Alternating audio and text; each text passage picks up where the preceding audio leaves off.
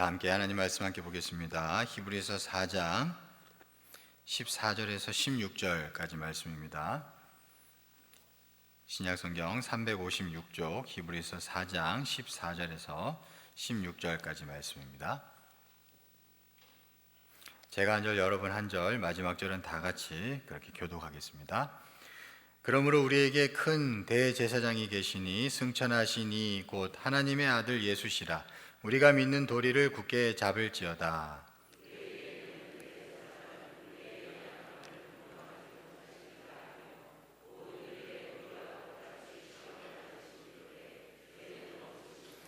그러므로 우리는 긍휼하심을 받고 때를 따라 돕는 은혜를 얻기 위하여 은혜의 보좌 앞에 담대히 나아갈 것이니라.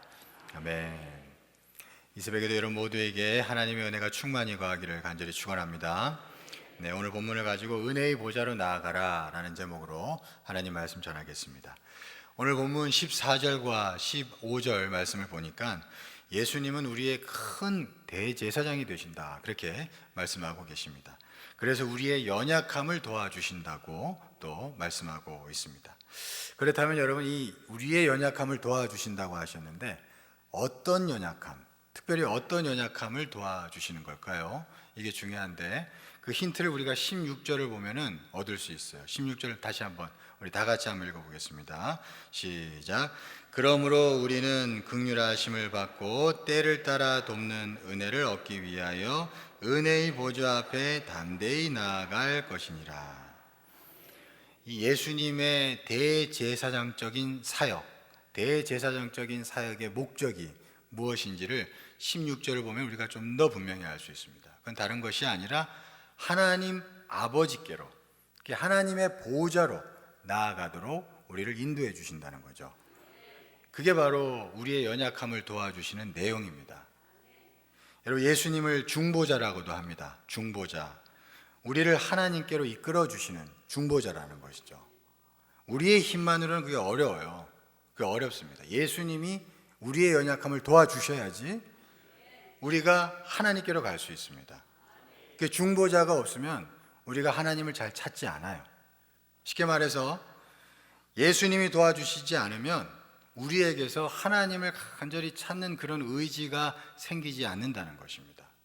그러니까 우리가 하나님을 찾을 때요, 그게 내가 하는 것 같지만 내가 하는 게 아닙니다. 우리 예수님께서 도와주시는 것이죠. 여러분, 그래서 우리가 하나님을 찾는 것입니다. 이게 사람이 고난이 닥치고 어려움이 닥치면 우리가 하나님을 찾는 마음이 잘 생기지 않습니다. 이게 기본적인 사람의 성향이에요. 사람이 하나님을 찾지 않아요. 어려움이 닥치면. 하나님은 저기 위에 계시잖아요. 그 위에 계신 하나님께 나아가려면 우리도 막 마음이 올라가야 되거든요. 근데 사람이 마음이 올라간다는 게 어려움이 닥치면 쉽지 않습니다. 대부분의 사람들은 어려움이 닥치면 땅으로 꺼져 들어가죠. 그게 여러분 어떻게 보면 사람의 기본적인 성향입니다. 그러나 예수님의 은혜가 있으면, 예수님이 우리의 연약함을 도와주시면 어떤 일이 생깁니까? 어려움이 닥쳐요. 고난이 와요. 그러면 하나님을 찾게 된다는 거죠. 여러분, 우리가 뭐 어떤 사람들은 아유, 어려움이 닥치면 다 기도하게 되더라고요, 그렇게 얘기하지만 그게 예수님의 은혜가 있는 자가 그렇게 하는 겁니다. 아무나 그렇게 하는 게 절대 아닙니다. 예수님의 은혜가 있어야 우리가 어려움이 와도 하나님을 떠나지 않고 하나님을 간절히 찾게 되는 줄 믿습니다. 여러분, 그게 바로 예수님의 대제사장적인 사역인 것이에요. 여러분, 이 빌리 그램이 초반에 사역할 때 아주 유능한 사역자와 같이 사역을 한 적이 있었습니다. 이 찰스 템플턴이라는 그런 유능한 목사님하고 같이 이렇게 동역을 했었어요. 그래서 참 사역이 잘 가고 있었는데, 그런데 그만 이 찰스 템플턴, 이 동역자에게 신앙의 깊은 회의가 오게 된 적이 있었습니다. 왜냐하니까 이 목사님이, 템플턴 목사님이 어느 날 우연히 잡지를 보게 됐는데 이 잡지에 아프리카 어떤 아주머니가 아기 엄마인 것 같아요. 아기를 안고 막 절규하는 장면의 사진을 보게 된 겁니다. 근데 이게 굶어 죽은 거예요, 아기가. 그 굶어 죽은 아기를 이렇게 껴안고 막 절규하고 있는 막 그 사진 한 장을 보게 된 거예요. 그러더니 이 템플턴이 갑자기 신앙에 큰 회의감이 생긴 거예요. 그렇게 열심히 복음 전도 사역하던 사람이 큰 회의감이 들면서 아니 도대체 하나님은 어디 계신가? 왜 저렇게 고난당하는 자들을 가만히 내버려 두시는가? 그러면서 그냥 큰 회의감에 빠지고 말았어요. 그리고 나서부터 이 사람이 어떻게 되냐면 하나님께로 올라가는 게 아니라 땅으로 꺼져 들어가는 거예요. 그래서 그 다음부터는 그 회의감은 점점 더 깊어져서는 나중에는 자유주의 신학이 이 주류를 이루는 신학교를 한 번 더 가서 거기서 공부를 하고는 나중에는 무신론자가 되고요. 무신론자로서 책을 쓰는 작가가 됩니다.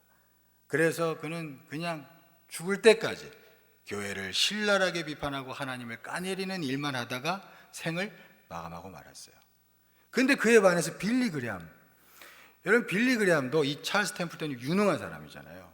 이 같이 사역하다가 찰스 템플턴한테 그런 일이 생기니까 빌리 그레함도 회의가 된 거예요. 막 옆에서 얼마나 설득했겠어요. 그러니까 빌리 그레함도 설득이 돼가지고 이거 사역을 계속 해야 되나 말아야 되나 사역을 내려놓을까지 생각하게 된 겁니다. 회의감이 들어서. 그런데 빌리 그레함은 달랐어요. 그러다가 어느 날 갑자기 문득 생각이 든 거예요. 야, 이거 지금 내가 마음이 흔들리는구나. 아, 일단 내가 하나님께 나아가서 기도해보자. 내가 더 기도해보자. 이게 마음이 이렇게 바뀐 거예요. 찰스 템플턴에게 없었던 마음이 있었던 것이죠. 그 생각이 드는 거예요. 그래서 빌리 그레함은 더 하나님께 나아가서 기도했답니다. 그러면서 하나님의 더 깊은 은혜, 더 넓은 은혜를 경험하게 되었고 다행히 마음을 잘 지켰고 오히려 그 사역은 더 깊어지고 더 넓어지게 되었다는 거죠. 그리고 우리가 아는 빌리 그레함으로 끝까지 남게 된 것입니다. 그 여러분 이게 찰스 템플턴, 빌리 그레함 이 두 사람이 나뉘었는데요. 여러분 이건 결국 예수님의 도우심이 누구에게는 있었고요. 누구에게는 없었던 것입니다. 이게 참 안타까운 일이죠. 여러분 템플턴에게는 대제사장으로서 예수님이 도와주시는 그 은혜가 깃들었지만 빌리 그레함에게는 깃들었지만 템플턴에게는 깃들지 않은 것이요. 우리 인간들은 막 그렇게 따질지도 모르겠습니다. 왜 누구에게는 그런 은혜 주고 왜 누구에게는 안 줍니까? 그러나 여러분 주님께서는 은혜 베풀 자에게 은혜 베푸시고요. 긍휼히 여길 자에게 긍휼히 여기십니다. 다만 우리는 그 예수님의 그 도우심이 있다는 걸 알고 늘 예수님께 나아가서 예수님 도와주세요. 나의 연약함을 도와주세요. 내가 늘 하나님 찾는 자 되게 해주세요. 늘 우리는 그렇게 주님께 기도해야 하는 줄 믿습니다. 그 자에게 하나님께서는 친히 늘 그 은혜 베푸실 줄 믿습니다. 여러분 그 자에게 때를 따라 하나님께서 도와주시는 은혜가 임하게 될 것입니다. 그리고 우리가 한 가지 더 주의해야 할 점이 있어요. 고난이라는 문제를 바라볼 때 우리가 어떤 걸 주의해야 되냐면 너무 이제 해결받는 것에만 매몰되면 안 된다는 것입니다. 물론 우리가 해결받는 건 중요합니다. 해결받기 위해서 이 시간에도 나와 기도할 수 있어요. 중요합니다. 우리가 문제가 있으니까 더 기도하잖아요. 그죠? 그게 중요합니다. 그런데 주의해야 할 것은 너무 거기에만 매몰되다가는 문제 해결만 생각하다 보면 자칫 하나님만 나 구해야 되고 하나님만 바라보면서 도움을 구해야 되는데 다른 방법을 찾을 수도 있다는 거죠. 너무 해결만 생각하다 보면 하나님만 바라봐야 되는데 그게 아니라 다른 방법을 찾을 수 있어요. 이게 또 뭔가 곁길로 빠지는 거 아니겠습니까? 그죠? 우리가 이걸 좀 조심해야 됩니다. 여러분 이런 모습 막 해결만 생각하다가 다른 방법 찾는 사람은 어떻게 보면 예수님의 대제사장적인 사역에서 벗어나는 시초일 수도 있어요. 여러분 그런 시초일 수도 있습니다. 여러분 모든 도움은 오직 하나님께만 있는 줄 믿습니다.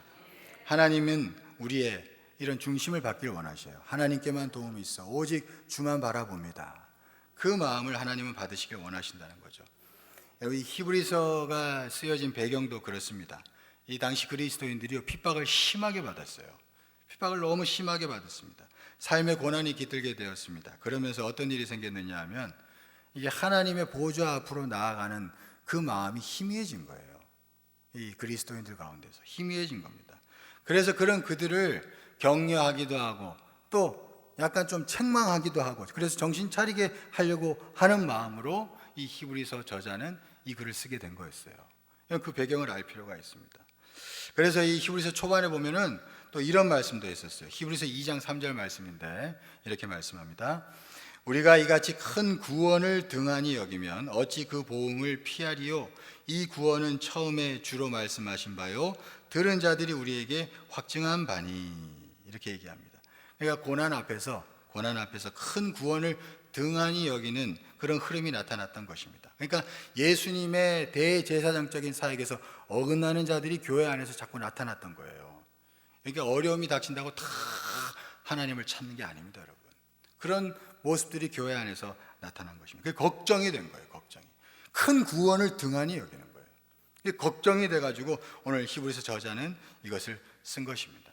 여러분, 혹시나 어려움이 있어서 내 마음이 자꾸 하나님께로 나아가는 게 아니라 다른 방법을 찾고 자꾸 땅으로 꺼져 들어가고, 혹시나 그런 분들 계시지 않습니까?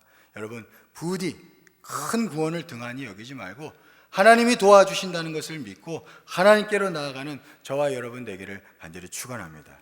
하나님을 끝까지 신뢰하고 끝까지 바라보면 반드시 은혜의 보좌에서 우리를 도와주시는 줄 믿습니다.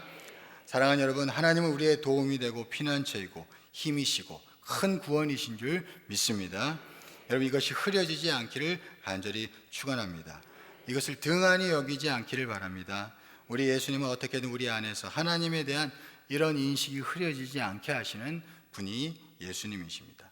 그 예수님의 도우심 안에서 늘 하나님을 찾고 하나님을 더욱 의지하는 저와 여러분 되기를 간절히 축원합니다. 감사한금 11조임을 드리신 분 계십니다. 기도하겠습니다.